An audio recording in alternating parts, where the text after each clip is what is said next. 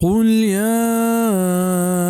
أيها الناس إن كنتم في شك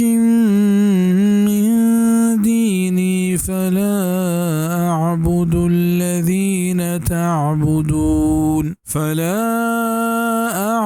الذين تعبدون من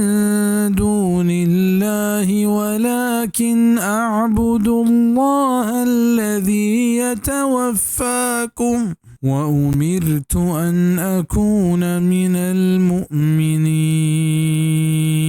بگوش اے مردما اگر شما شکتا ہے چمنی دینا گوڑ من عبادتا نکنا آئینی کہ شما بید اللہ آئینی عبادتا کنت بل من ہما اللہ عبادتا کنا کہ آشم روحاں قبض کنت او من حکم دیگ بتگا ایک چا ایمان آروکا ببا. اے آیت تہا اللہ پاک کے آخری نبی محمد صلی اللہ علیہ وسلم حکم بیا گائیں کہ تو چا مشرکانو آئینی رہبنداں بیزاری ظاہر بکا اوشیا پدر بکا کہ منی رہبند و مشرکانی رہبند چا یک دگرہ پاکا پاک دیرہ دیرہ انت.